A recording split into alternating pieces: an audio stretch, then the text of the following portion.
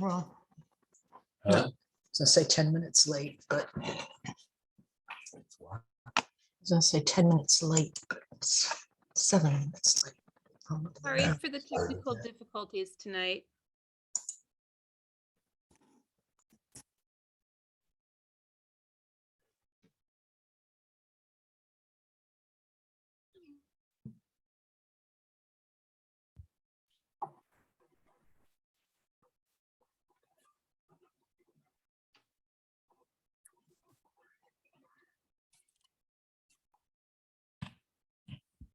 All right, guys, sorry about that. Some technical difficulties on Zoom's end.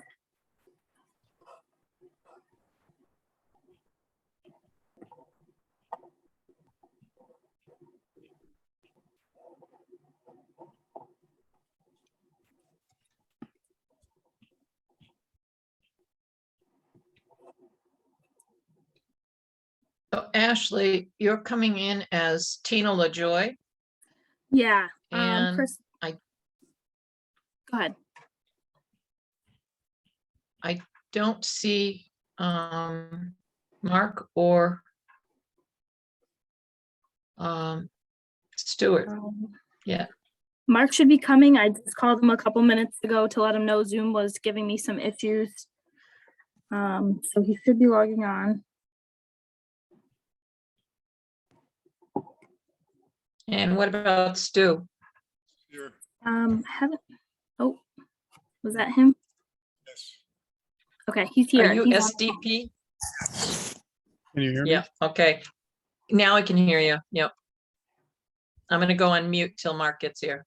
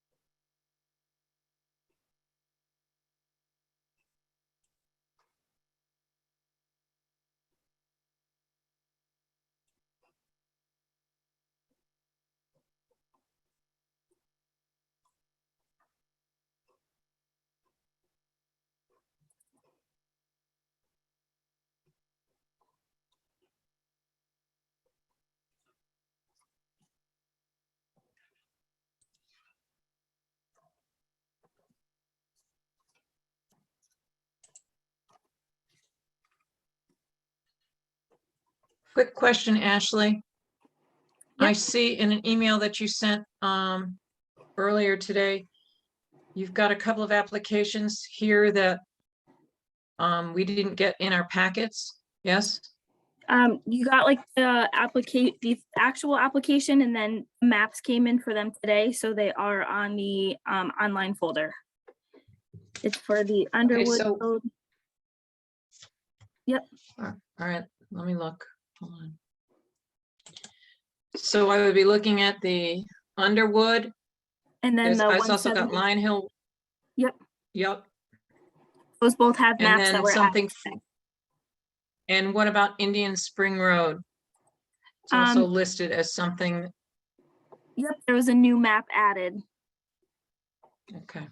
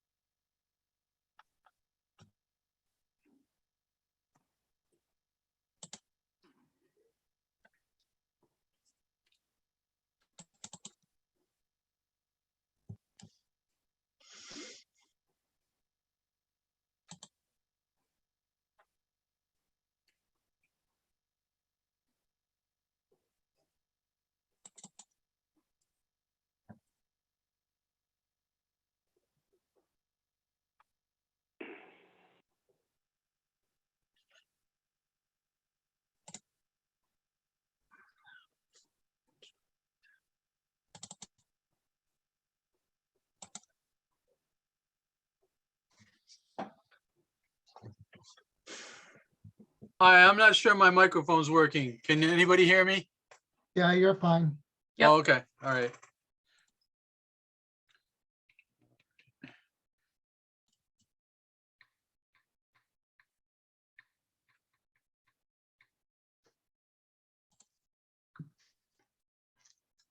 Okay. I was multitasking. Okay. Let's see, we got me, Marla, Bill, is Stuart on? SDP.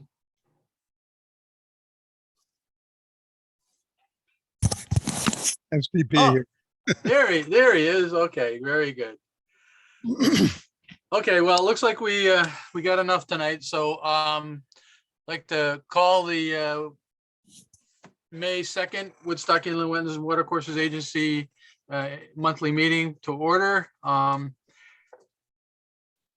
We got we'll do the roll call of members present. Bill Rowinski, Stuart Peasley. Marla Butts. And Mark Parker. Yeah, and Stuart, we are automatically seating you as the alternate for the night, so thank you. Thank you. Yeah. Okay, agenda. Action on minutes of the previous business meeting. So I received my packet. I don't know if the rest of you have. But it's if you haven't, Ashley emailed us the cloud SharePoint folder. You can click on that. I just received mine today, but I don't see anything that I would correct on the minutes. Bill Nor do Rowinski. I. Marla Butts. I have a couple questions actually, but once we approve these minutes, is it typical that that's it, they're done? There's no more that can be changed in the future? That would be correct, Stuart, once Once they are accepted and approved. carved in stone. Yep. Okay. And my next question would be is, I don't know how meticulous we get with these.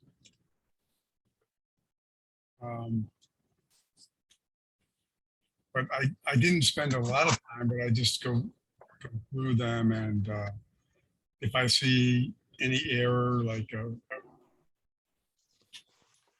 minor error, then do we let it go by, or do we pick up on grammar, or do we just really sort of let it be the subject matter that rules?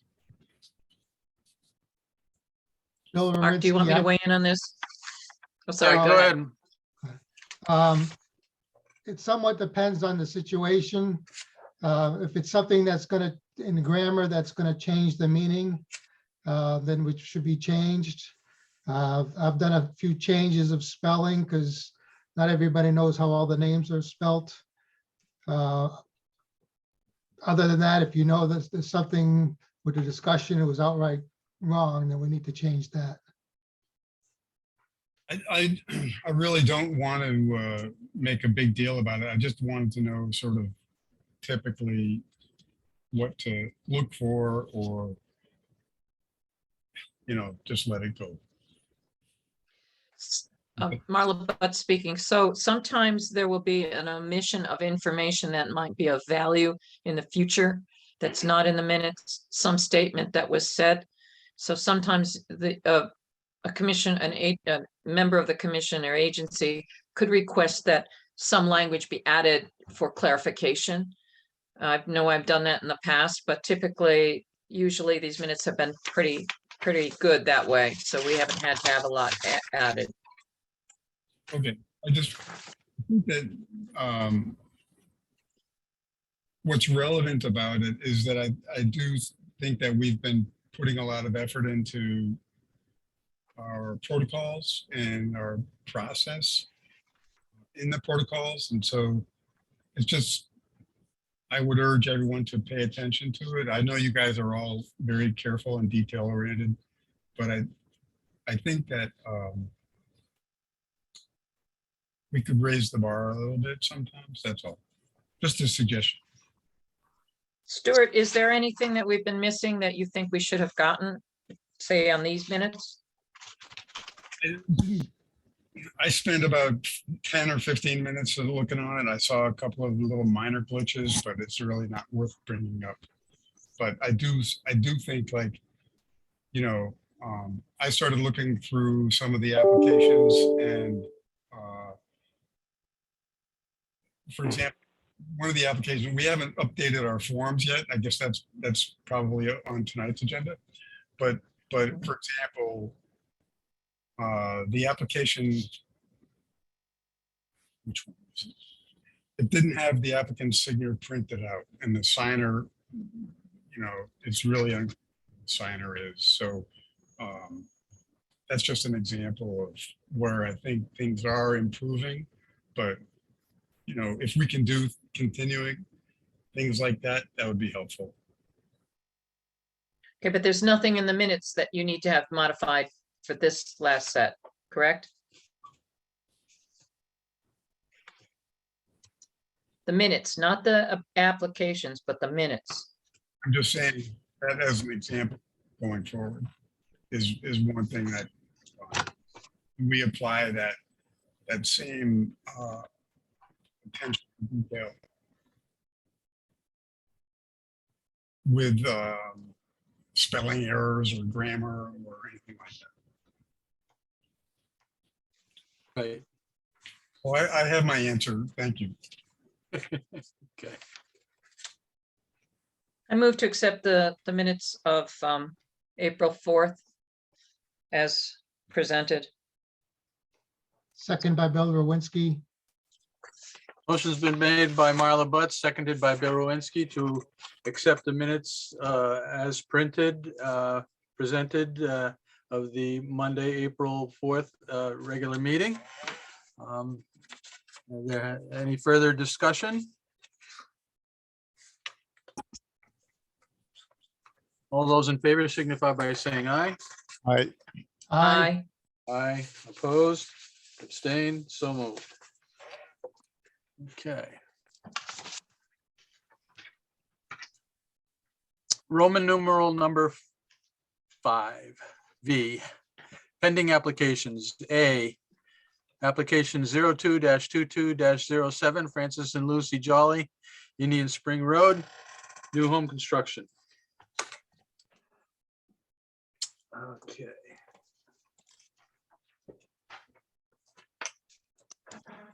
Bill Rowinski, just saying, notice that the map, the plot plan was corrected and the locus map was corrected as we requested. Yes, thank you, Mr. Chairman. For the record, Norm Tebow, Killingly Engineering Associates. I'm going to do my best to speak as clearly as I can. I had some oral surgery last week, and I'm kind of fighting my tongue a little bit, so I'll try to speak slowly. And I have a cold on top of it, so it doesn't help. Aside from the correction of the locus and the labeling of Witches Woods Lake, not Lake Bungay. One of the things that was a concern was the methodology that would be utilized to keep the septic system stable. And after speaking with the contractor quite at length, the best way that he feels is to install the septic system first prior to installing the foundation and doing the work up above it. So since the septic system will be the portion of the site development that's closest to the water, that will be installed first. The area will be stabilized. And then after that area is stabilized, at that point, they can start working on the foundation and the home construction, because they will not have to venture down into the area where the septic system is after that point. And honestly, it's going to be a lot easier to do it that way. Anyway, I think it's very similar to what happened right next door, the house that is currently under construction, very similar, where their septic system was put in prior to the construction of the home, and thereby kind of creating that stable area in the back that you don't have to traverse back and forth across it, and potentially impact the area, disturb it, and create a situation where you might have erosion or sediment problems further down the line. We are proposing a row of silt fence and staked hay bales down gradient of the septic system, sort of that, that double barrier to help things out. And when once that system is installed, it'll be topsoiled and seeded at that point in order to create a good grass growth upon it as the home is being constructed. We did add also to the plans on page 2. It was a development schedule and sequence of operations. Once again, this is something that I had a discussion with the developer, and this was the, I'll wait for you to pan over to that a little bit.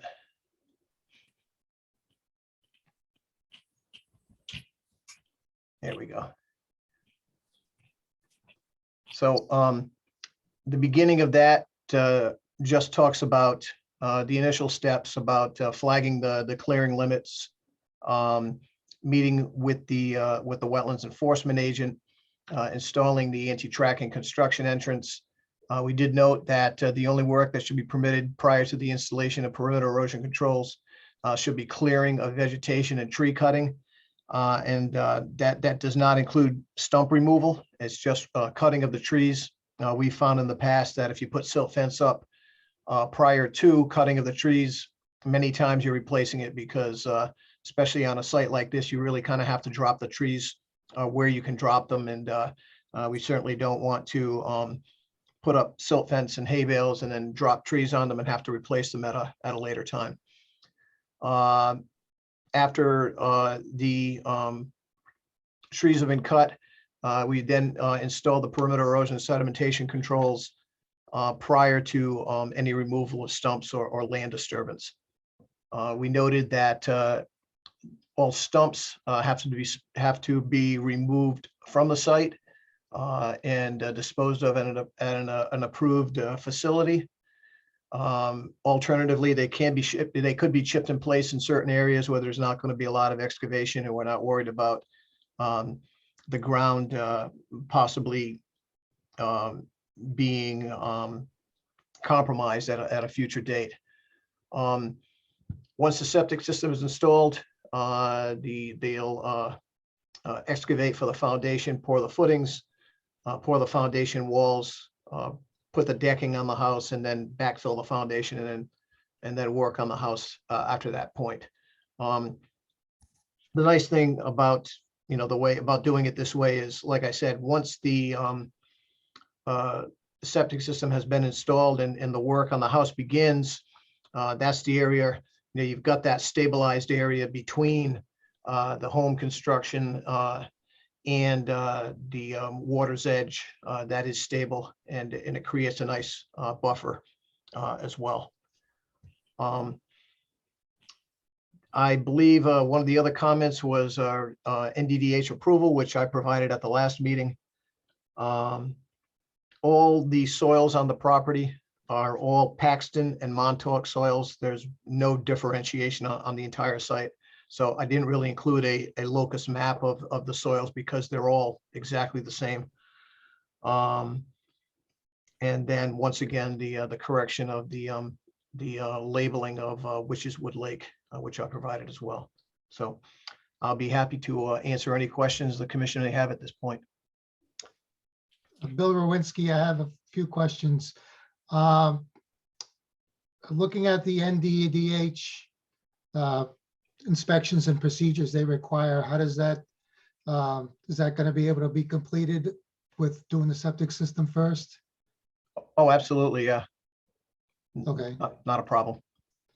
And I think And, those are kind of the canned notes that they have on all of their approvals. There's, there are after the system is completed, well, even before, what they have to do is kind of strip off the topsoil and prepare the bottom of the trench before they can even proceed. Health department has to come and inspect that prior to installing the system. Then there's a final inspection of the system by the health department. And then we have to actually go and certify the elevations of the system after it is completed. okay. And then on the right side of the lot, as we're looking on the map on the Freeland side, the contours looks like they're going to be changing. So is there any extra provisions for runoff or anything on that side? Well, we're actually, the way that those contours are, it's actually creating a little bit of a swale. And I think it could be a little more pronounced, perhaps just to kind of berm up along that edge where the contour limits are, just to keep the runoff on the property so that it doesn't impact the adjacent property. Okay. Marla Butts, I have a question Mhm. regarding the septic system. The proposed contour lines for 212 and 210 do not connect to the right contour lines. So contour line existing 214 matches proposed contour line 214. 212 is not identified on the proposed contour until you get to connecting to 210. So I think you have a typo in there. They're labeled incorrectly. They're actually connected to the right contours, and I'm looking at it. They are labeled the last 210 should be 208. The 212 after that should be 210. The 2 and the 212, 214, and so forth. Yeah, so they're correct, but they're just mislabeled. Great. All right. I just wanted to make sure I didn't misunderstand. Nope, that's I didn't even catch that. Norm, I have one I question. find a lot of times that the contour lines don't match up, particularly when they cross multiple contour lines. Right. So that's why I always check for the contour lines. Because the 208 gets real close to the 206 in the left-hand corner side of the septic system. So it's going to be a pretty steep, unless the 206 is going to be butted out a little bit. It could possibly be pushed out slightly in that corner. Yeah. Yes. Yeah. All right. That's all I had. Questions I had. Okay. I just had a general question. For the leach field, nowadays, what happens, what's the expectancy for, or the life cycle of a typical leach field? Well, the system that we're proposing is a geomatrix. So it's a rather new technology in the big scheme of things. And when I say new, probably within the last 20 years. These particular systems were first developed for properties along the shores, like the oceanfront, because what you had these tight lots with very small footprints, and people were building big homes. So you get some pretty impressive effective leaching area per linear foot. And what they have to be retrofitted with is it's called a soil air system. So what you've got for a residential system, you don't have to put the soil air system in, which is basically it's an air pump that pumps oxygen into the system. And if there's any problems with the system, in order to get the bacteria to work a little bit better and to work a little more efficiently, you can hook up this pump system to help assist it. I haven't seen the need for this soil air system on any residences. And I've been designing with these now for about probably 12 to 15 years. We don't see a lot of them here in northeastern Connecticut because, as you know, I think most of the contractors really liked to go with the tried and true stone and trench, which can easily go 40 to 50 years. I'm not aware of any failures with these types of systems. I put in a rather large one in Wyndham about 7 years ago. It's actually for a restaurant, and it's been functioning really, really well. The health code is continually updated, upgraded. The Geomatrix company that makes this type of system is also continually improving their product.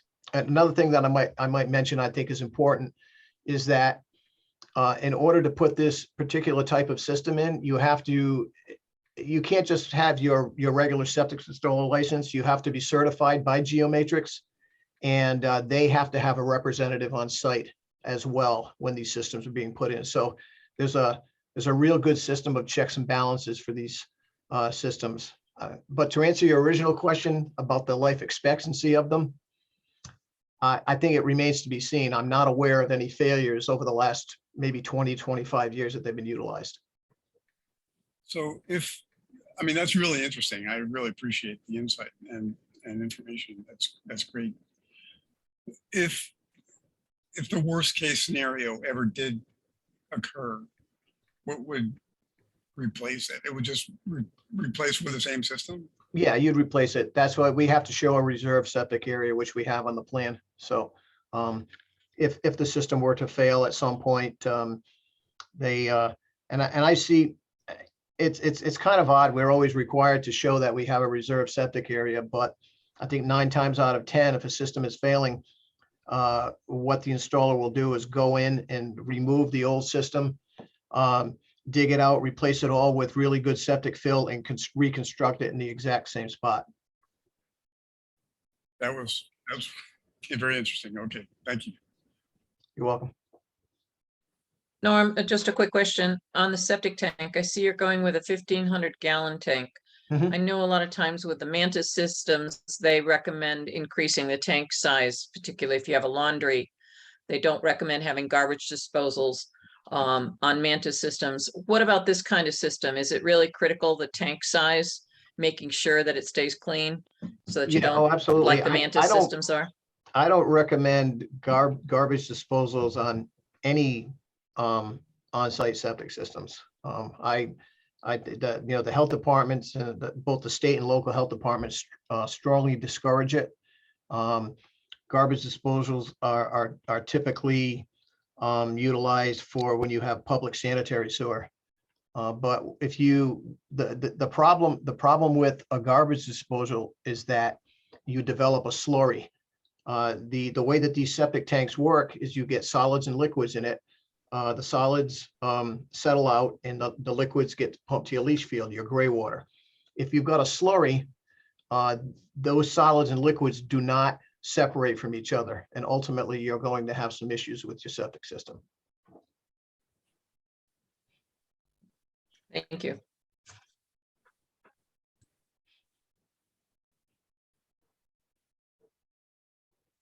All right, thank you. You're welcome.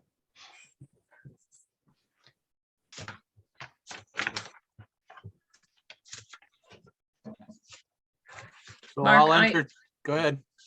I'm going to move to approve application 02-22-07, Ucello Development LLC, as applied for, and as shown on the drawings approved by the health department, with the modification of the typo for elevations 210 and 212 to be changed to 208 and 210 respectively.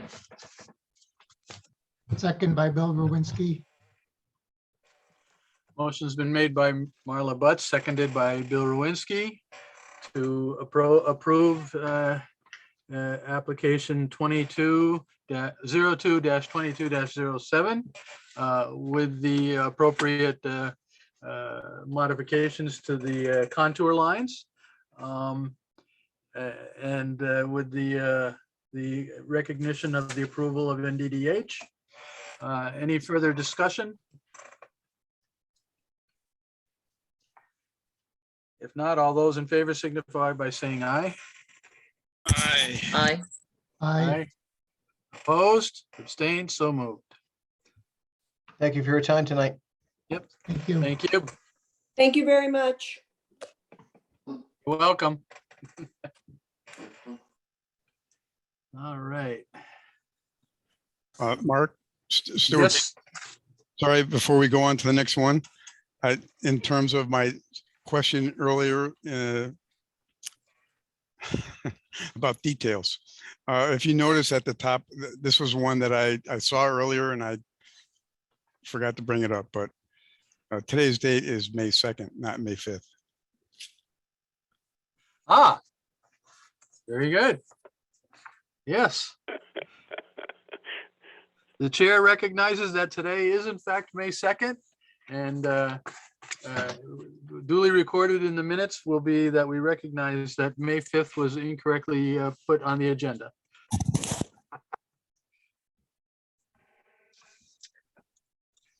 Very good.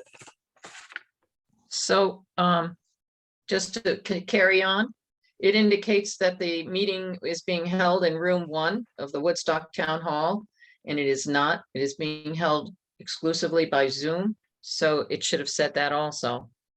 Very good.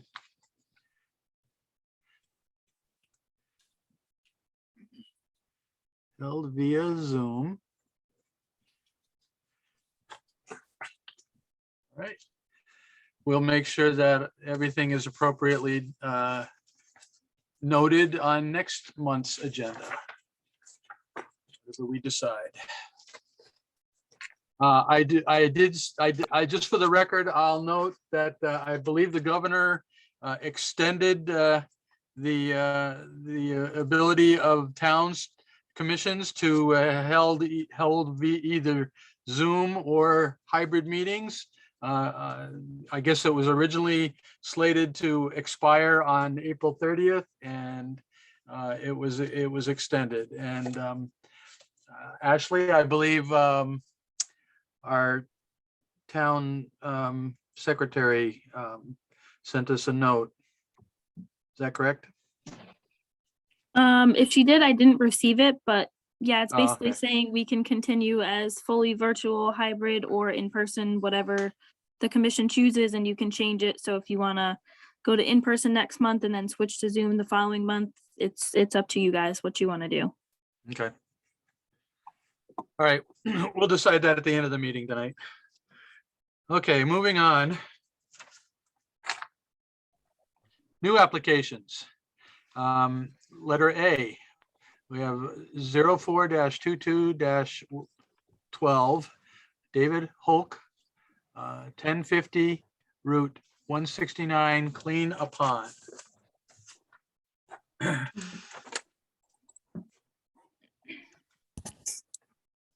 I'm here.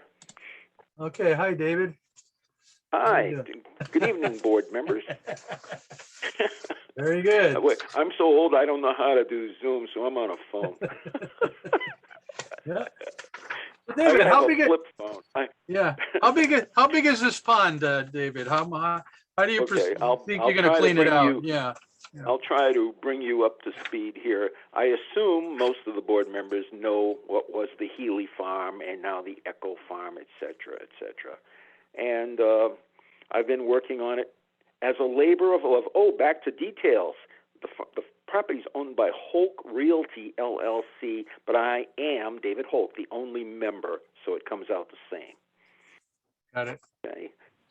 And with that said, what started out as buying some property and my wife and I building a house and my labor of love trying to restore a farm. And I honestly, I'm going to say it, I think I've done a good job. The only missing link is to the left of that garage. And I'm here talking to you because a friend of mine said, hey, man, to the left of the garage, this doesn't look like the rest of it. It doesn't look as good as the right side. And I says, I know, there's some vines and crap there and there's whatever, and the pond is there. And so here we are. With that said, doing a little research, that at one time was a fire pond, and it was dug by Anderson Construction back in the 50s, or cleaned out then. It's always been a little pond. It always has been. So, of course, I met the fire chief and then the fire marshal over there, and they said, yeah, oh, it absolutely was, but, and there's a pump, but there's a pipe up the street that's all grown in, and as we know, they have to be maintained. You just can't dig a hole or put a pipe in, and eventually it fills in with sediment and so forth. So, in cleaning up the left side of the garage out front, I could mess. I'm gonna say it straight. I could mess with that pond a little bit and try to make it as nice as the rest of the property. And to say there's so many little aspects of this. The pond itself is somewhat. It's all filled in. It's after 50, 70 years of silt and whatever and vines and junk. I'd like to clean it out. With that said, it's almost a no-brainer because on the side of the pond is an empty corn crib pitched out towards the field. And, I'm not going to make a bigger pond, but in cleaning it, all I have to do is swing the material in back of me, put it in the corn crib, put a stone cofferdam at the open end, and let it sedimentally drain back in. I mean, it's almost as easy as it could be, so I don't have to dump anything in the field and let it dry. I can let it dry right in the corn crib itself. In a real rainy season like last year, or a flood stage, it would have flow. Right now it has almost zero flow. It's just a stagnant little piece of water. I can take care of whatever it needs there, silt fence, of course, just to make it be a silt fence, even though it's on the uphill side. I can do that. In that place it could flow. I can put stone in. I guess I'm going to say, like the rest of the property, I'll do whatever it needs to be done, and I'll do it correctly. And I don't know what else to say. All right. So would the members like a little more detail? Would you like to have Mr. Hulk submit a kind of a written description of what he's going to do? Well, about speaking, the only question I have, I really don't, since it is a pond, it looks like from the aerial photography has no inlet or outlet. Correct? That is correct. Looks like there might be a spring that drains into it. It is a spring, and as you know, I know you know the property, so down in that low No, side, I don't know the property. Yeah, I'll bet you do. Tell me. Marla's new to the Marla's not a life. right on Marla's not a lifer like I am, Richard. I'm sorry. I've lived in sorry. the. Yeah, because of the name of Butts, I assume there was even roads named after you. No, that's another No Butts relation. family. No relation at all. Okay, then, yes, you do know the property. It's that scenic piece I've been working on for 9 years. It was a farm that no one even knew was there hardly. And it's on 169, about 3/4 of a mile south of the one blinking red light at 197. And just a little Okay. trivia on this site, David. Please. Is it my understanding that the barn that used to stand there is now over on Payne Road? That is correct. Yeah. It was completely dilapidated, and there were a few beams, but my vision was better than that, I thought. So yes, I took it down, disassembled it, and gave the beams to Ron Holt. Ron. Our friend Ron over on Payne Road. Yes, your friend with the many ponds, Ron, and he he did do a beautiful job reconstructing it. But yes, that is all correct. Okay, so coming back to your situation now, Marla, David, did the fire department give you any indication that they'd like to use that pipe again? And Yes, no, the pipe doesn't exist, but what would exist is every year the state gives out a couple grants, and one of them is the pipe system, which is probably $1,800, but they didn't apply for it yet because they didn't have a place to put it. If I clean it out, we'll look at the water height, because as most of us know, it's about 18 feet is good for pumping up. I can make it work, but that isn't my purpose. I'm not going to say it's a fire pond. I'm going to say I'm going to make it as advantageous to a fire pond, and the fire marshal included says it's a great idea because a pump truck could park right on the side of the road, right behind the little guardrail, and it would almost be perfect, and it was one at one time. Now, what you don't know is across the street where the red orange barn factory thing is for sale across the street. There is one there, but it's been grown in and dilapidated for so many years it really doesn't exist because, once again, you have to maintain them. So I think the first step would, if I clean it properly, and they'll look at it hoping to be able to put one in. I guess that's the easiest way to say it. But yes, I approached them all, including the retired fire chief, who sort of put this bug in my head. He said, it was over coffee. He said, that was a fire pond. And I said, gee, I didn't. So here we are. So I have one more question. So I've done a quick measurement to find out what the size of the historic pond edge might have been based on the vegetation. It looks like it was about 80 by 50. And is that the size to which you? I didn't guess, but I'm going to say, I'd say you're exactly right. So the 80 by 50, if that is the extent to which you're going to let's say rehabilitate the pond, I don't think as long as any approval that was given for this, we gave one for Dr. Luby. He was on a live stream, which may dry up in the summertime, but this has no inlet really or outlet. It's apparent. And I can tell from the aerial photography that if it's an 80 by 50 size pond, I don't see any need to have any further detail as long as any motion for approval as a non-regulated use clearly identifies the extent that it's no greater than 80 by 50 of the cleaning of the existing pond. With that said, I'm sorry for overspeaking. I'm on like I said, I'm on the south side along the wall. I won't even reach that far. I'm going to clean.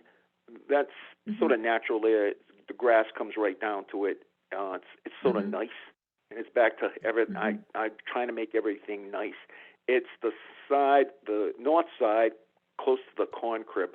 That's all grown in with vines and junk. That's the side I don't think I'll ever get to the other side. Either way, it will never be bigger than it is. Okay. And if 80 by 50, that's off a couple of feet, I don't know. Yeah, Mark, I just did a quick measurement off of Map Geo. Of course, the town of Woodstock doesn't have it, but I pulled it in from the town of Thompson, and that seems to make sense to me. And I don't have any need for any further information if the excavation is limited then for this. And I think it could be approved. We would touch on another subject that this also involves going over to Luby's, because when the contractor Piapi Construction, when Jimmy said he was bringing his long reach over there, he said, you ought to take it, when I'm done with that, why don't you put it over there and clean up that side of the crib side of the pond? And that's here's another reason I'm here. It's just like one thing led to another, and here we are. Same thing. That long reach excavator is the ideal tool, and I could cast right in back of myself into that corn crib, put a dam in that, and I other than seeing a machine there, you would hardly know anything's going on. Right. So because the two ponds are different, they had different needs for Yes. information. Oh, no, the other one flows. He has to, oh, no, I realize it's different. Yeah. It's just the access to his machine. That's all. What's the reach on that? I'm just curious. 50 feet. 50 feet, wow. It's a great all. It's a great all with an extent. Oh, you've seen it down at Ron's. Yeah, it's. Oh. So how deep will you excavate? I think the right thing to say is to make it a fire pond, I have to have a clean bottom. So I think we'll see. I'm not going to dig to that other country, but I'm going to try and make it a clean, because in once again, talking to the fire marshal and the fire chief, they want a clean bottom, and then they put some stone in it. And the one they just put in down in Anderson's across from the Muddy Brook Fire Station, there's a process, and the young just did it, and he would. So anyway, I think I'm on top of it, but yes, I'm not going to dig down too deep. I just wanted some of the muck cleaned out. To make it a pump pond, a station, let's call it a pump station, it would need to be clean in an area of, like, I believe, 10 or 15 feet with stone in it around the base of the pump. Sounds reasonable. So Marla Butt speaking again, the maximum slope inside a pond is recommended to be no greater than 3 to 1. So if it's 50 feet wide, the deepest that it could go would be about 8 feet. That would be the max depth, because you've got 3 to 1 on one side, 3 to 1 on the other side, 25 feet. And so that 3 into 25 is about 8 feet. So the max depth that you could have at that pond with the recommended slope inside the pond would be 8 feet. Perfect. And matter of fact, once a couple years ago, Harold Foskett said, "Hey, you ever clean that pond?" And I said, "No." And Harold said, "When I was a kid, we caught shiners in that pond." I said, "Are you serious?" "Yeah." He said, "We went out on the ice, dug a hole in the ice, and caught shiners." So apparently it sustained some when it was clean, because Harold is as old as me. So back then, I guess it did sustain some sort of fish. Yep. Off the topic. Either way, I'll do whatever it takes to make it right. So Mark, I would like to make a motion. Yeah, go ahead, Marla. So I would like to move that application 04-22-12 for the cleaning of pond at 38 Town Farm Road. Is that correct? Nope, it's No, it's that's 1050 not correct. Route It's 1050 Route 169. Be allowed as a non-regulated use, providing the extent of the excavation is no greater than 50 by 80 feet, and the maximum depth is no greater than 8 feet. Second the motion, Stuart Peasley. Motion's been made by Marla Butts and seconded by Stuart Peasley to, was that approval? Oh, no, Yes, approve right. as a non-regulated Non-regu- use, conservation of soil and water. non-regulated use. Same thing that we conservation. did, Right. Non-regulated same thing as we use, did for soil and Dr. water. Luby. Correct. And provided no greater than 50 by 80 and no greater than 8 feet deep. Correct. Any further discussion? All those in favor signify by saying aye. Aye. Aye. Aye. Opposed? Abstained? Okay. Stuart, I didn't hear you. That's why I was kind of pausing there. Oh, no. I said I thought. Okay, all right. Motion carries. So, Thank you to the board. yep. And my ultimate goal is to make that the most scenic vista on 169. I'm almost there. Yep. If those of you who know the plot property, like 9 years of work. Yep. Now, Marla, because Thank you. we did this tonight, this doesn't need to come before us next month? No, it does not, and it doesn't That's have to have a legal notice published in the newspaper either. Right, okay, very good. Thank you, board. Good evening. You're welcome, thank you. Good evening. Okay, next item on the agenda, application 04-22-13, William Pipitone, 273 Rocky Hill Road, agricultural barn and wetlands. Okay, I see William's on the line. So, Hi, I'm here. yeah, hi. All right, so let's find that paperwork here.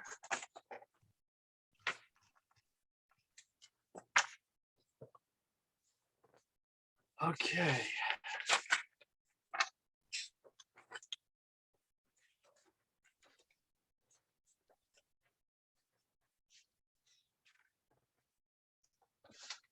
So why did you select that particular spot for the barn as opposed to moving it a little closer or to the side, or I'm So- just curious?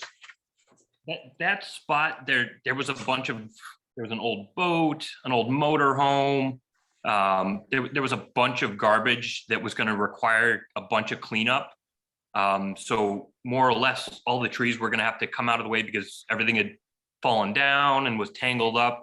And it was the largest eyesore and the spot where there was going to have to be some amount of disturbance to clean it up no matter what. So at that point, it's close to the house. It's pretty secure off the road. We were thinking about maybe just putting a small field there, but then we came to the point of, we got to put the hay somewhere, and all of our equipment's been sitting out, and it just becomes an eyesore when everything gets scattered out. So if we can clean up everything and still put all the equipment and the hay under some shelter, that was the best spot for us use-wise to put it. What's the topography like there? Is it pretty level, or is there a little bowl there? Yeah. It's a slight slope, I would say, it's a split driveway. So from the neighbor's driveway to the top of the area we would build was probably, I'd have to measure it, but I would guess 5 to 8 feet elevation change.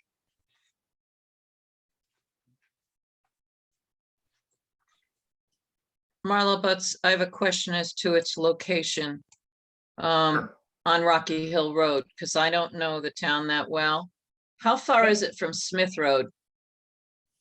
So we actually own the property all the way around. There's a little 1 acre house, but if you were where your cursor is, where you see the right-hand portion of the property, yep, right there. That's where I'm proposing to put the barn. Okay. Yep. Yeah. I believe I submitted a map that had it outlined on the map. Yeah, and it's a colored map, and so that's why I could see that it's in the area where the soils is designated as poorly drained and very poorly drained. So I didn't know if there was any standing water in the area or if it was in a depression. No, actually, Yeah, okay. with the exception of, to the left of our driveway, which is the majority of the property, is fairly wet, but the right-hand side from where our neighbor's driveway is up is fairly dry. That right now, even after a little bit of rain, I know it's been pretty dry. It's powder dust. It's very, very dry there now, but like I said, it's been pretty dry.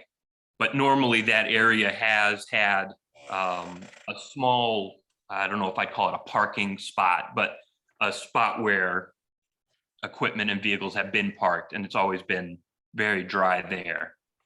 It seemed, I don't know exactly how they designated it as poorly drained, but that one spot is fairly okay drained compared to everything else that's pretty wet. So Marla Butts speaking, I'm looking at an aerial photograph of just like what you see on the screen there. And it looks like there's a driveway that comes up from Rocky Hill Road. and it continues on up, and then it kind of twists off to the side where we see junk in the woods. Looks like there's an old Yep. trailer or something. Okay. Yeah. So there also looks to be that a lot of that material that's in that photo, I don't know when that photo was taken, but it doesn't show up in the 2016 aerial photography. But there looks to be like there was some old foundation just before you get to the curve in the driveway as it starts to kind of head east. Is that about where you were thinking of having the barn? Right where that So large it wasn't a looking like foundation. trailer is. Yeah, so Go where the ahead. trailer is, you can kind of see the skeleton of the trailer to the right of where your cursor is now. Keep going Yep. more right, is where that would be the edge, the top edge of where the barn would be. And there was an outline of, I don't know if you go south a little bit is where you were seeing the foundation outline.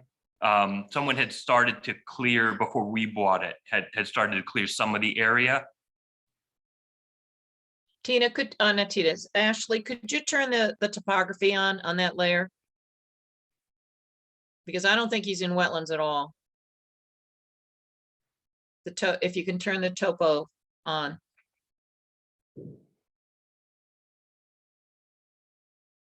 Turn off the wetlands. You want just the contours? I just want the contours because that's going to Okay. tell us, we know that there's wetlands in the area. We know that mapping is not accurate at all. Okay, so where he's proposing to put the barn is located up on the hillside. The wetlands are off to the west and some a little bit to the southwest. So where he wants to put the barn, there's not going to be a regulated area there, even though it shows on the maps. Now, those maps are from the soils maps that were done when they Right. did the Windham County Soil Survey. They Right. were mapped on a 2 to 3 acre scale, and depending on the soil scientist who did the mapping, they weren't very precise. And they weren't they're only used for guideline purposes. So looking at the topography that I'm looking at there's no way that that's wetlands from the topography. Yep. So I don't even think this needs to have an application before the Wetlands Commission. Okay. All the Stewart I people. would, When- I was going to make a suggestion. You would still need to use good soil erosion and sediment control to prevent any sediment from reaching down to that wetland system. But where you're Yeah, absolutely. proposing, where you're proposing to put the barn looks like it's probably about 200 feet away from the wetland system. If you Yeah, go to the if not toe of the more. hill. Yeah, So that's what Stuart, I'm seeing. Stuart, did you have a comment or question? question, that delineation that was indicating wetlands was in error. Correct? Correct. So Correct. What is the margin? It's of not error? accurate. What is the margin of error? No, they're for guideline purposes only. Let me explain how the soil scientist did it back then. Soil scientist gets in his car. He's got some aerial photography. He goes and drives around. He looks at the lay of the land. He might take a test hole or two here, and then he puts it on the aerial photograph where he thinks the various soil types are. So depending on who the soil scientist was, they didn't go out and do detailed delineations like we get now. They were very gross delineations, and when you put them onto aerial photography now, they become pretty inaccurate. So the only purposes of the mapping is to put somebody on notice that you might have an area of concern. Now there's areas that aren't mapped at all and should be, and that becomes more problematic from the Wetlands Commission. That's why we always have in our regulations that it's the actual character of the land that determines whether it's subject to regulation. Right. But I can tell you that hillside is not, there might be a drainage way that comes down in one place or another, but it's not a wetland. It's not likely a water course either, from what I'm seeing, from the Well, topography. good to know, that clarifies things. Thank you, Mark. Hmm.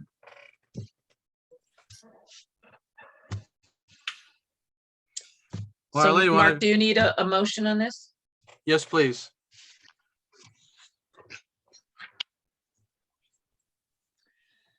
Okay, that's the application number. I move that application 04-22-13 be rejected in that the request for work is not occurring in any wetland or watercourse as provided for by the topography of the site found on NECOG website.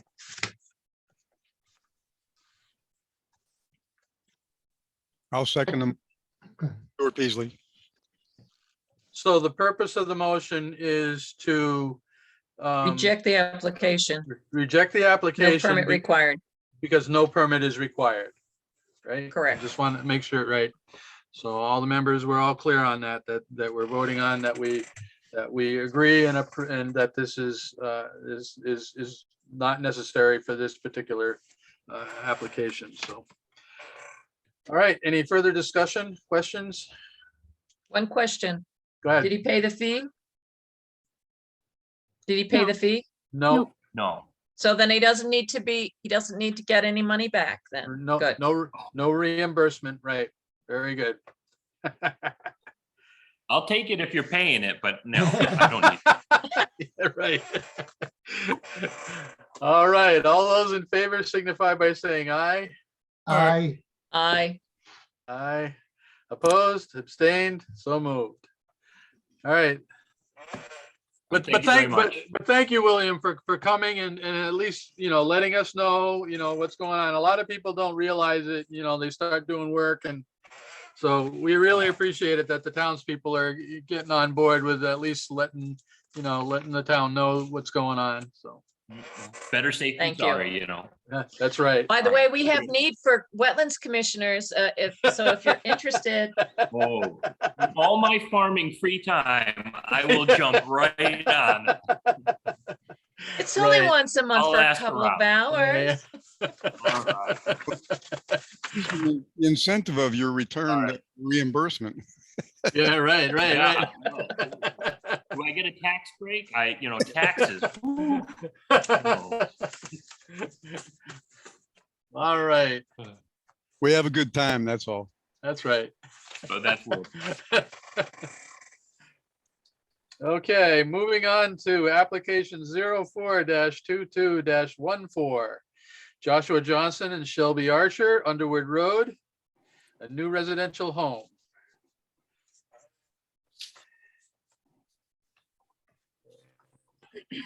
Marla, Underwood Road is over near Harrisville Golf Course. Where's Harrisville Golf Course? Our Harrisville Golf Course is over. If you go past Peak Brook, go down Peak Brook Road and all down, actually, you go down Butts all the way to the end of Butts Road. You know where Butts Road is? I've been there once looking at a Yeah. house to buy, but I decided I didn't Yeah. need a house with my name on it. You keep going across on Butts Road, you go past the golf course and you go down to Underwood Road. It's near the Putnam line. So, Okay. Oh, yeah, Anyway. I see in the locust map. Yep.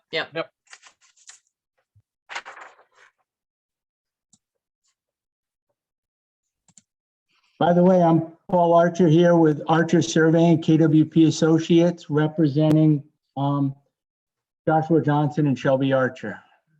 All right, thank you. Very good. I give you a little brief history of this lot. Was created in 1979. It was a subdivision of land for Gerard and Eleanor Daigle. And this is probably the last lot of that subdivision that wasn't developed at this time. Since then, we've had the wetlands flagged by Joseph Thoreau out there. And as you can see, we've taken great thought and we held the house in the septic system as close to the setback as we possibly can in order to achieve the greatest distance away from the wetlands. We do not, at this time, we do not have health department approval. So we are just submitting this and we figured we'd be back next month with the approval and to move on from there. That's right, very good. So do any of the other commission members need any more information besides that? I have a question. Go ahead, Marla. I was just gonna say, what's going to happen with the roof runoff? Is that gonna be attached to the footing drain, or is that Ye- gonna? That's the plan right there, is they both the footing drain and all the gutter drains will go together. Okay. So the amount of flow that comes out of that, do you anticipate needing any kind of energy dissipator at the footing drain? Not at, the engineer that we had looked at this didn't show that, say anything to me, but I'm certainly could have them look at it, and if there is one needed, we could put it on. Yeah, because what I'm seeing is that this is, and also you'd want to have the 100-foot upland review area put on this drawing. So we know what portion is subject to regulation. I don't see the Yes. 100-foot upland review It is not area. on there. It is not on there. Yeah. Yeah, I'd ask that to be added in. Okay. Bill Rowinski, what is the dashed line there where it says lot 1-11? You go directly below there, there's a dashed line. What is That's a that? contour line. That's a contour line, okay. Yes. It just wasn't trimmed off. It was just one that we had brought in when we did the contour of the project. It just wasn't trimmed off at the wetlands line like the rest of them were. Okay, Marla Butt speaking. Could you, if you're going to submit us a revised plan showing the upland review area, could you identify the elevations of those dotted lines that are existing contours so that we understand the Yes. proposed versus the existing? We have them on the other side, Marla, down on the bottom below the well. You can start to see some of them, but we could definitely add more to them. Oh, I see where you're saying by the proposed garage, there's some numbers there. Yes. Yeah. I see them there. But we Okay. could definitely Yeah. add more. Yeah, particularly in the upland review area, so they can understand what the changes in grade are going to be clearly. Correct.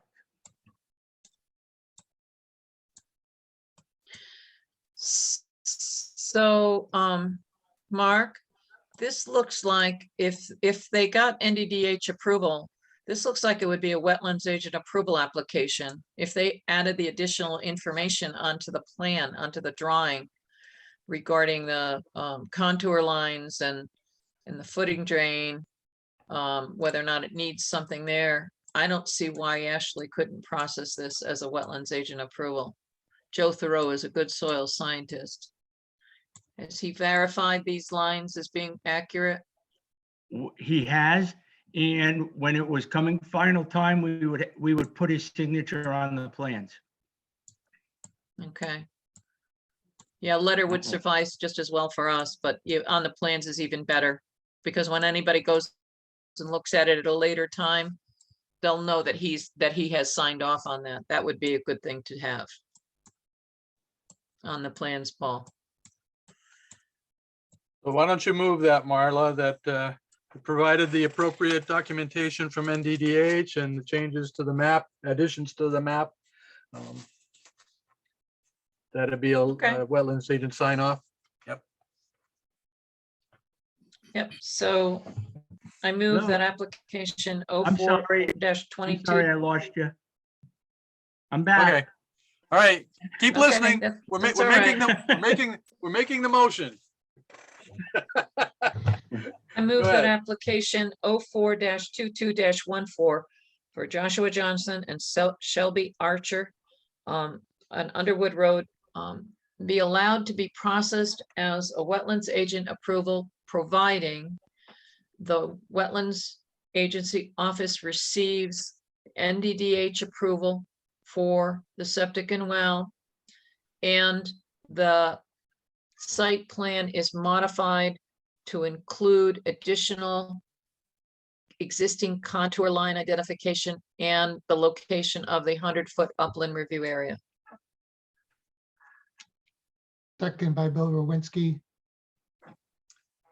Motion's been made by Marla Butt, seconded by Bill Rowinski to have this application be a wetlands agent sign off pursuant to receiving the NDDH letters, as well as the modifications to the maps as was presented by Marla. or explained by Marla. And trusting that our recording secretary gets this all down. Any further questions, comments? All those in favor signify by saying aye. Aye. Aye, abstained. Thank you. Okay, so moved. You're welcome. Right. Moving on to letter D, under new applications, application 04-22-15, BLH Properties, 170 Lion Hill Road, a 2-lot subdivision. And again, this was a map that Ashley was just, I guess, got today. So if you could call it up on your screen, Ashley, look at it. No problem. And it's still with Paul Archer as well. Okay.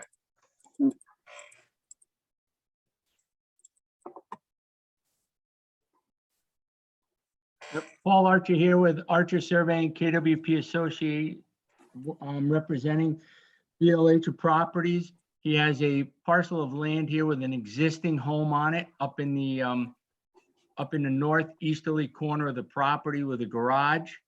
And again, the wetlands were delineated in the field by Joseph Thoreau. And the soil testing was just conducted. We do not have health department approval on this one either.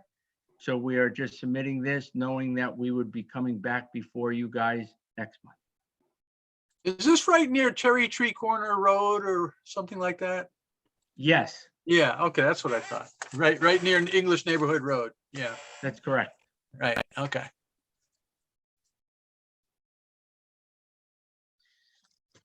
Marla Butts, I have a question. Have you already submitted an application to the Planning and Louis- Zoning Commission? We have not submitted an application to the Planning and Zoning Commission yet. Okay, so we have That will be time to going in review this this. Okay, Yes. so we have time to review this next time. That's correct, yes. All right.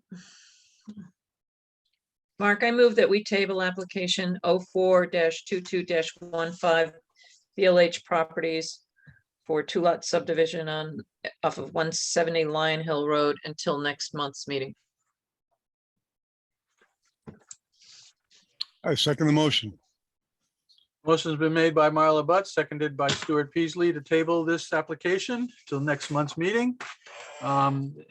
Any further discussion? Do we need any more information, do you think, Marla, or? I haven't really had a chance to take a look at this Okay, all right. drawing, so I can always send, if I have comments that I see, I can always send my comments to Ashley and she could forward them to the applicant. Ashley, can you scroll down just a little? So I'm just the proposed lot 3B and then scroll back up. Proposed lot 3. Oh, okay. So it says 2 lots.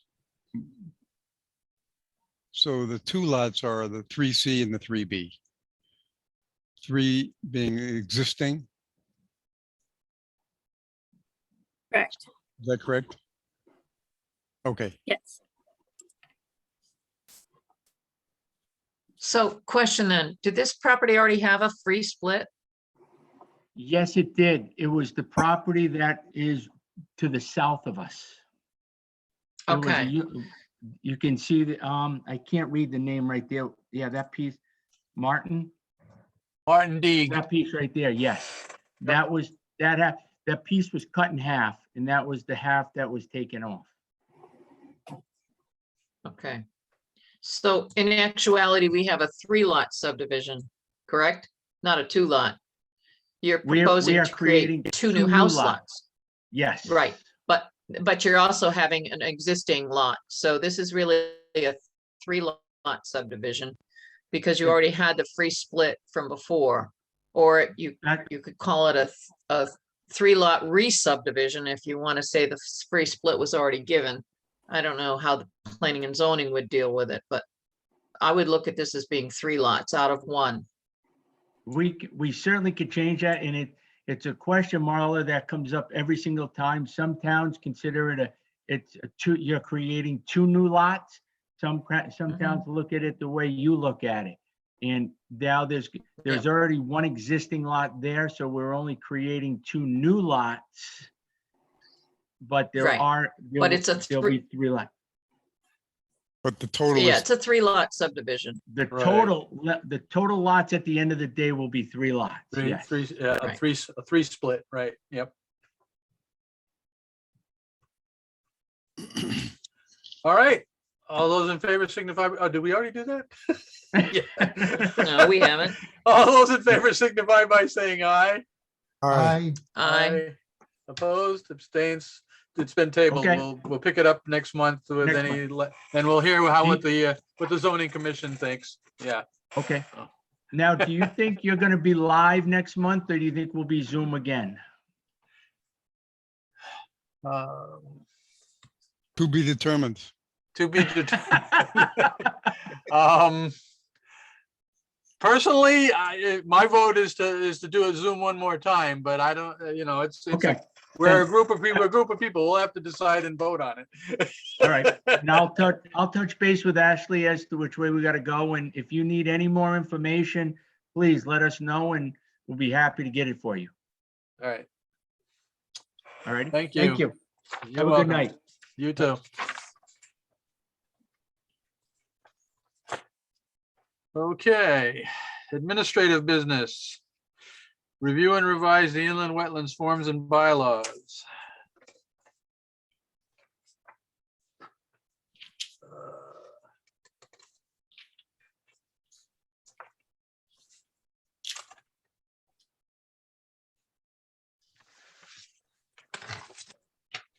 Okay. Bill Rowinski, I haven't had a whole lot of time to look at these. So far, I'm liking what I'm seeing. It's nice to have them, the sign offs, be pretty much the same on both of them. Just one minor detail that I might change is the title of each form, as I might enlarge that. So on one where it says application for permit, I might make that much bigger. And even the use permitted as of right or non-regulated use, I might even step that up in size a little bit more.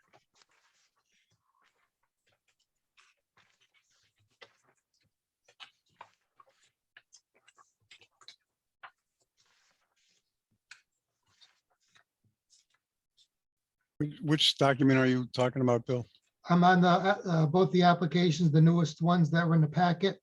Okay, One is says application for permit. And the other one says use permitted as of right or non-regulated use. and you wanted to beef up the headings? Yes, just so they'd be easier to distinguish. Yeah.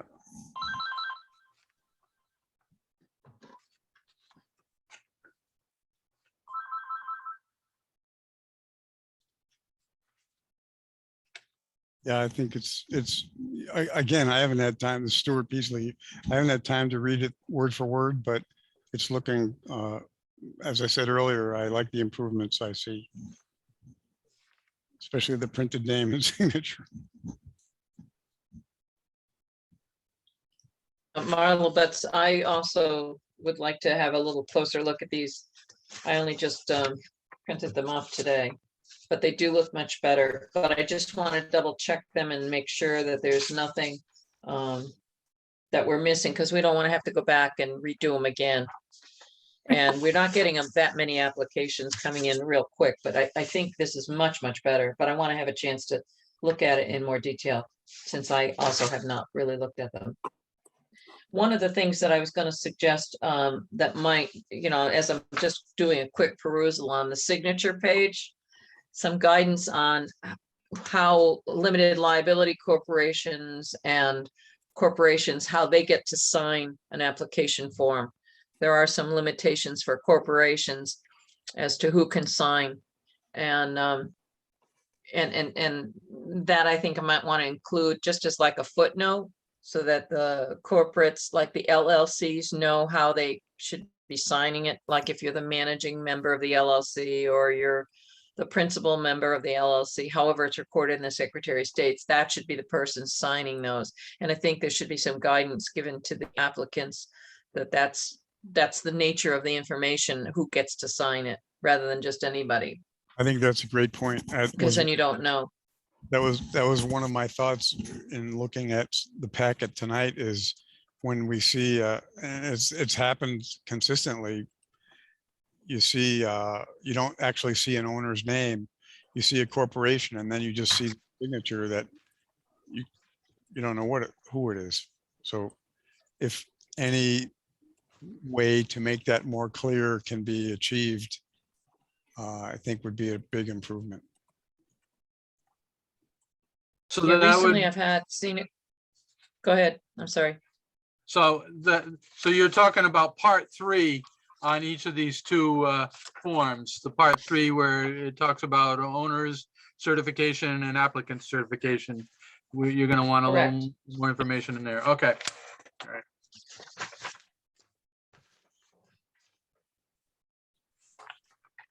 All right, so we'll make some decisions on that at next month's meeting. Okay, as far as a use is permitted as a right, that has to be, I think, the owner of the property, not not some third party, for a use permitted as a right or non-regulated use. But I'll look into that a little further. That has to be the owner, not the. Not the operator, Oh, okay. because there's no time limits on rulings for uses permitted as of right and non-regulated uses. Okay. You can't get rid of them. All that you can't, like a permit, you could revoke or suspend, and permits have set periods of time that they're valued for. But approvals, declaratory rulings declaring whether or not something is a use permitted as of right or a non-regulated use has no end date. Whatever they applied for that use permitted as of right or non-regulated use, that continues on. Okay. So it's very important how they state that, what they're asking for, and it's not transferable to somebody else.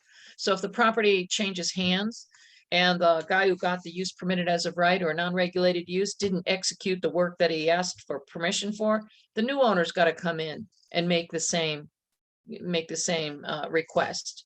It's not transferable, And but so it is they'd have to start over again. A new owner. correct. Okay. Correct. Wow. But that's just for non-regulated uses and uses permitted as a right. So like tonight, if Mr. Holt decides to sell his property and somebody else wants to come and clean that pond, they're going to have to come and tell us what they want to do and how they want to do it. That's not transferable to a different entity. Makes sense.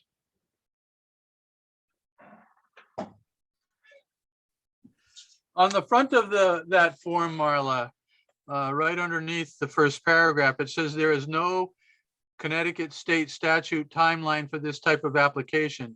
Does that mean there's no timeline on making a decision on it, or does it mean there's no timeline on when how long the permit or the approval lasts?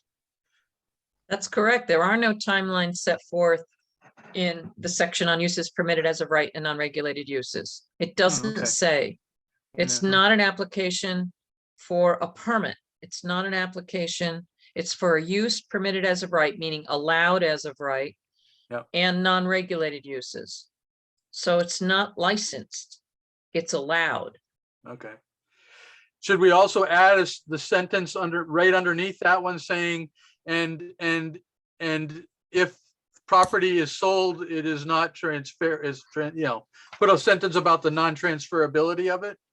Would this be the appropriate place to put that statement? Well, that would be in your guidance document. Oh, okay.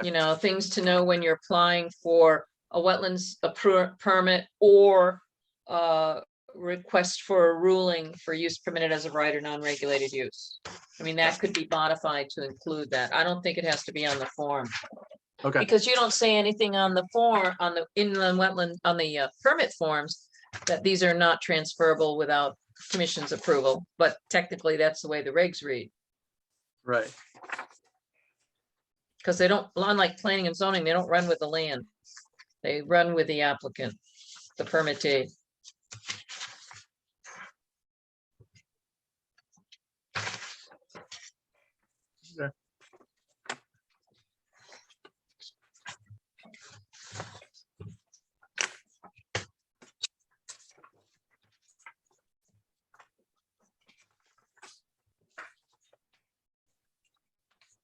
All right, so we're gonna work on these next month, or do you want to do it tonight?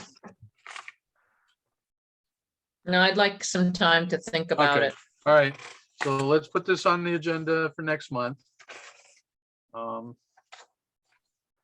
Now, there was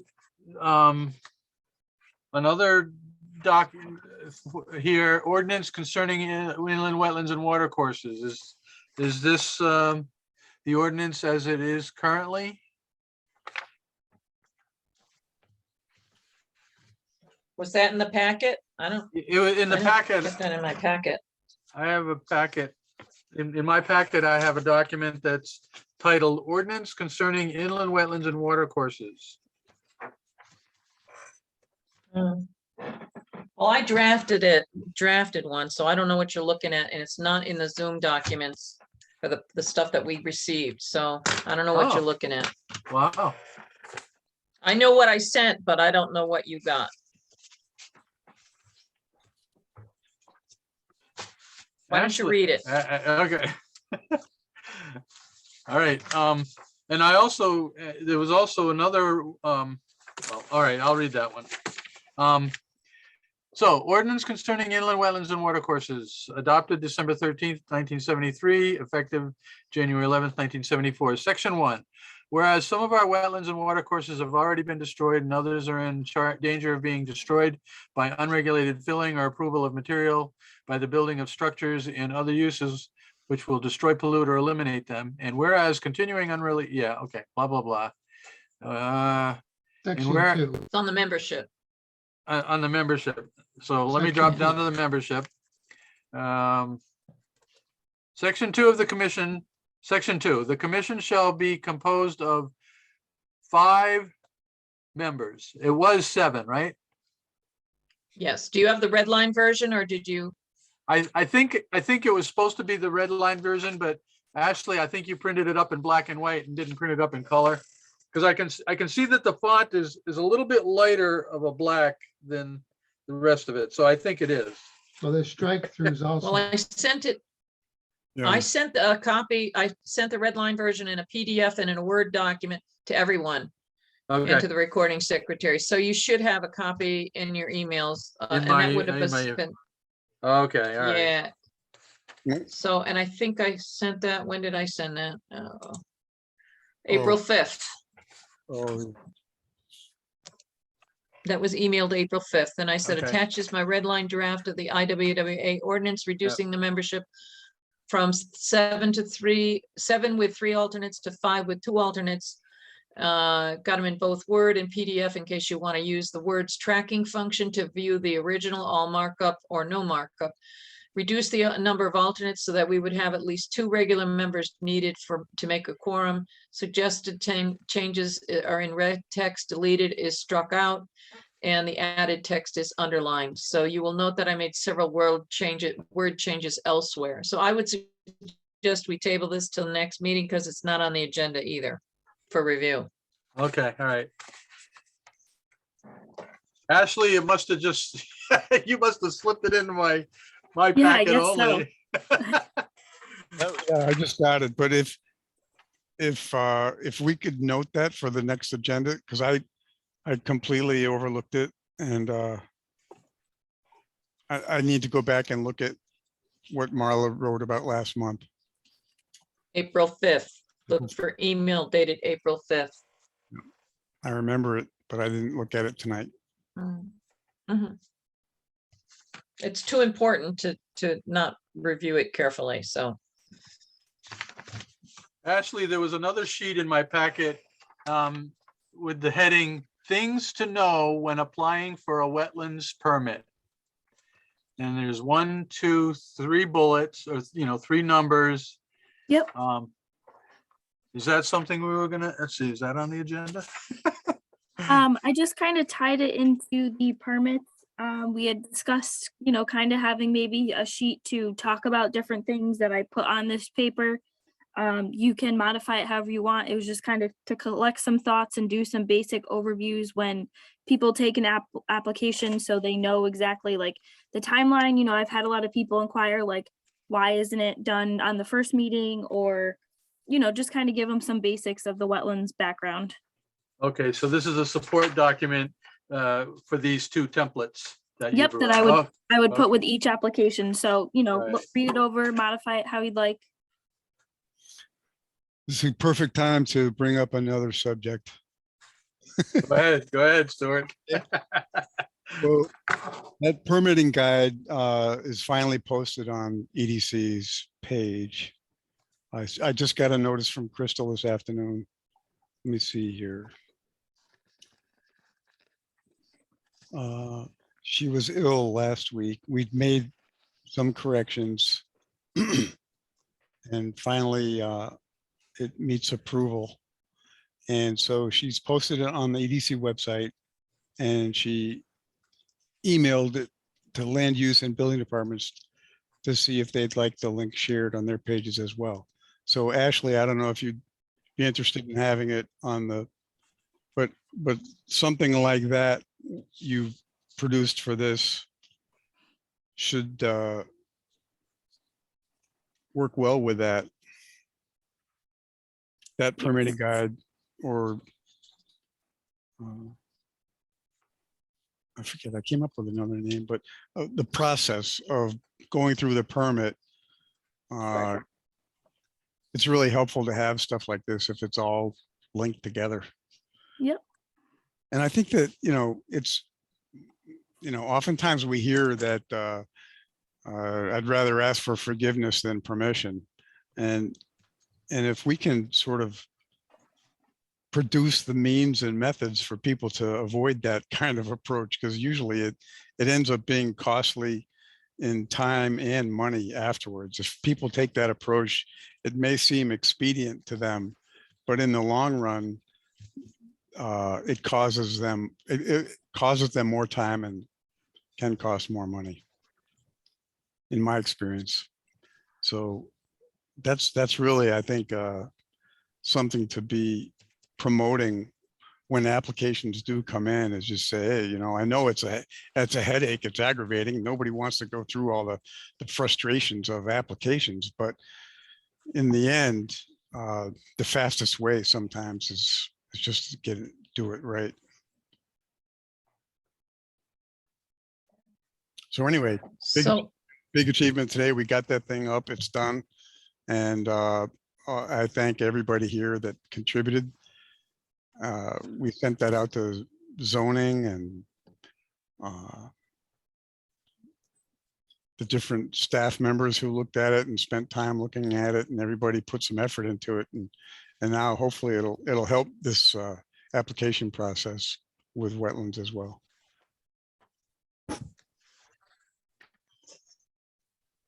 Yep. Thank you, Stuart, for all your hard work. Thank you. Yeah, thank you. Most welcome. Mark, I found in my papers here a copy of the ordinance, which is obviously, because it's done not in color, you can't really see it as easily, but yeah, I think it was in the packet. So Yep. I did get a copy in my packet, but there's, I think what maybe Ashley, what you confused was the bylaws with the ordinance. The bylaws, we were going to talk about approving the order of business, the corrected order of business. Did we just, is that been posted already, or do we have to go through a vote for that? Because it was voted on before, back in 2 years ago, 3 years ago. Yep. What was, yeah, So we were just supposed to get a copy of the bylaws, or do we need to take an action on them? I think it was just a copy, but correct me if Okay. I'm wrong. All right, so would the corrected copy be online now? I would think it should be, but if it's not, I will get it up there. Okay, because I was just gonna check to see if it is. Mm, I'm yeah, it working with says two computers, so I'm actually, 3/1/21. March 1st, 21 is the let's see date what I on get. it. Okay, now where would I find that? Applications and forms? Nope, it's under the Inland Wetlands Board and Commission page. So it's under government, and then it'll be under inland wetlands and water courses agency. Yep, and then the Okay. bylaws are on the left in the blue square. Okay, bylaws, see it, got it. Okay, and it's gonna be, if I recall correctly, it was around. Here it is. Okay. No, it's not corrected. No, that's Okay. not. Yeah, that's not the correct version. Because you've got under item 6.7, wetlands agent activity report, and then underneath that, you've got other administrative business, and then you've got communications, and you've got bills. So I believe what you gave for the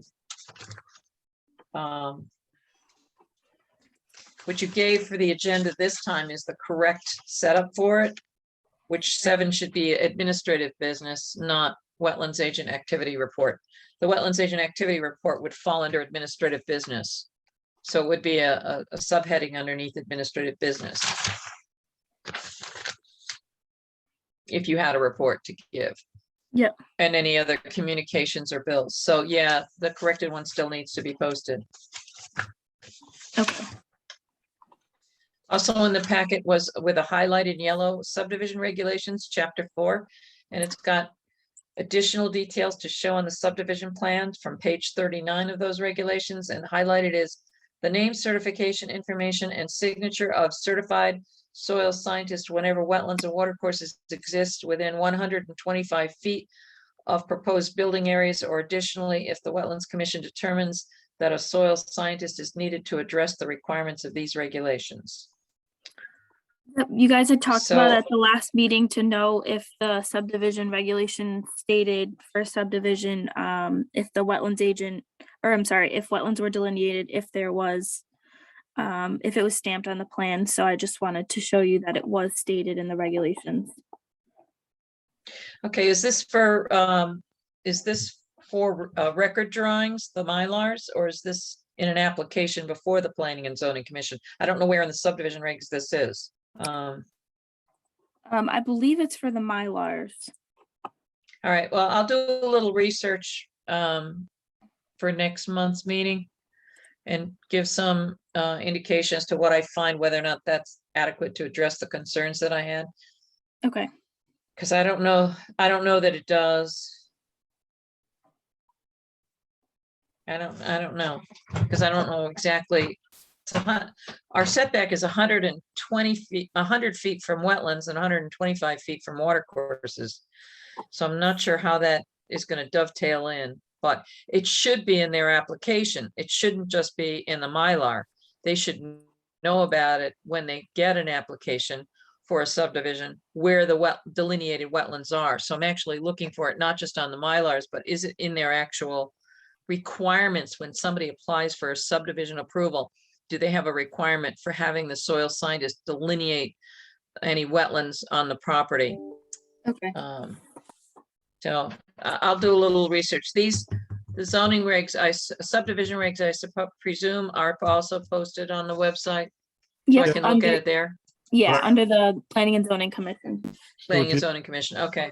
I want to take note here and make sure that people are aware that the zoning regulations are subject to some discretion when it comes to how these subdivision regulations are cited because of the amended dates of the zoning regulations are not applicable all across the board to the subdivision regulations. So there are some discrepancies.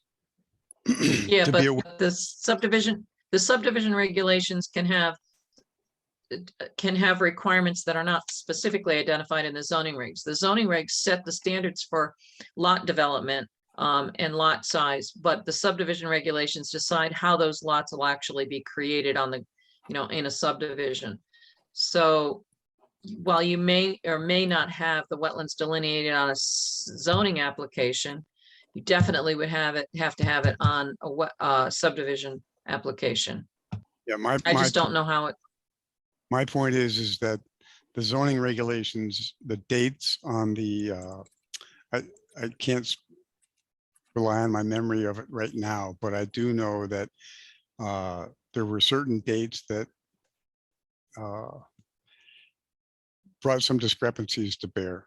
That's all. And I think I'll take a look at it for next time. But Yeah, it says that the zoning regs were effective July 18th, 2019.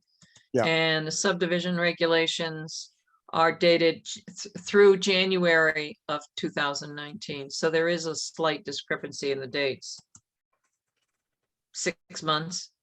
So yeah, I don't know what the. I'll go back and review it, but I know that it could be an issue. Mhm. That just Okay. be aware of. Okay.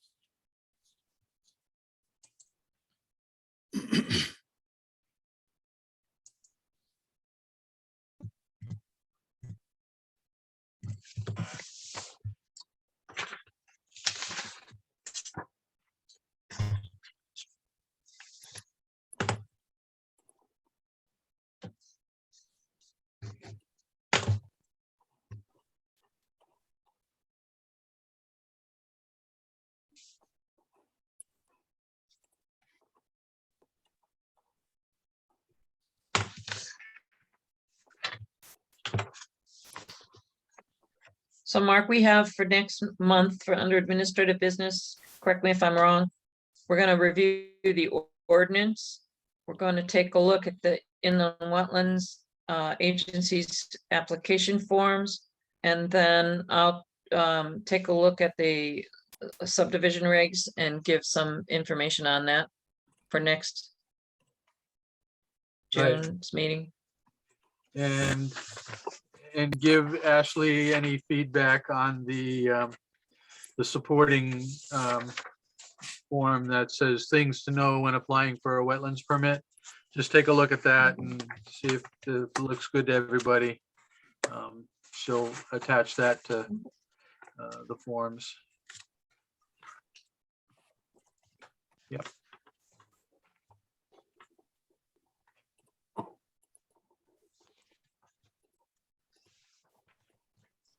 And we have that tabled application that we'll have on the agenda.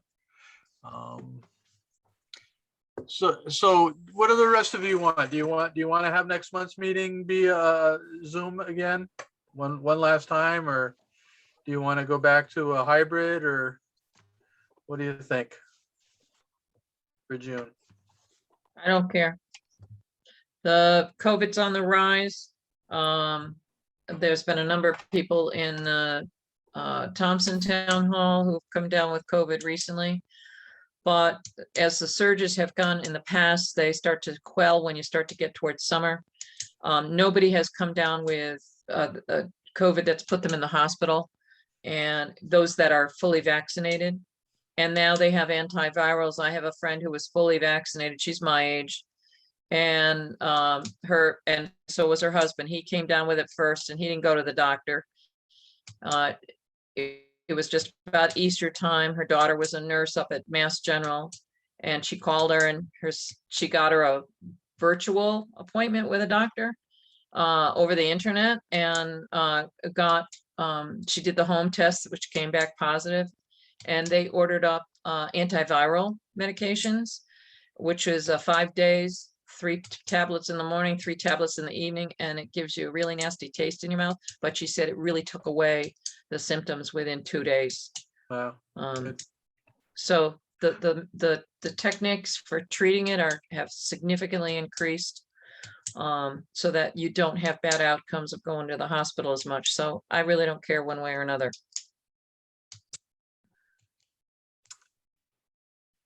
Bill, Stuart, what do you think? Personally, I'm okay with the Zoom. Just it's if it works and it's convenient, then, you know, I don't mind at all. But if I think that once we have this, like this worked pretty well of having the packet and the online information. So certainly saves gas going over to town hall. Yep. But I could Yeah, go I like the either- way that Ash, go ahead, Bill. Okay, I could go either way, but it's nice to be able to call up the documents. It'd be nice to have a mechanism to do that, even if we are meeting at the town hall. I've thought of that before, having a video monitor somewhere that we could wireless connect with somebody's laptop if we needed to and access documents. Yeah, I can do that now. I do it for planning and zoning. We just have trouble with people being on Zoom, connecting to the computer. Like if we're there, they can't hear Yeah. as well. Mhm. But I can definitely pull up documents during the meeting. Okay. Ashley, have there been So any the- from applicants for Zoom? Do you think the applicants would prefer a Zoom or town hall? I think a lot of people like the Zoom. You know, if they're on the go, they can call in or just hop online. It's easier for them to attend. I'm for So- Zoom. I like the Zoom meeting because you have a recording that you can go back to and you can listen to it. One of the problems that they had in Thompson Town Hall is this complaint. They were trying to do hybrids with the Planning and Zoning Commission. And the problem is they didn't have enough microphones around, so they weren't picking up everybody's voice. Not only that is they didn't have a separate camera they were using a laptop initially, so all you saw was the audience. You didn't see the commission members, so they had to go and buy audio equipment. So now they have a number of microphones, noise canceling microphones, I think, as well as a separate camera. The problem is that way they can do, the great thing is they can do hybrid meetings. They don't have to have them either totally Zoom or totally in person. But the problem is that you sometimes still can't even hear some of the commission members. So if Woodstock was going to do hybrids, then I would say they probably should be looking at getting some recording equipment, and nobody is trained that I know of to set up the equipment to use it. And since they were talking about doing a hybrid this month, I don't know that I'm going to have enough time to learn how to use the equipment, because you'd have to have an IT person, you know, an audiovisual person set it up, or you have to do it yourself. And that becomes problematic. So I would say either do in person or do hybrid. Or do a Zoom. Don't do a hybrid until you have the right equipment. I agree. Yep. So let's still do it Zoom next month. So Ashley, just get things set up and we'll, have it posted on the website that it'll be a Zoom meeting. Sure. Very good.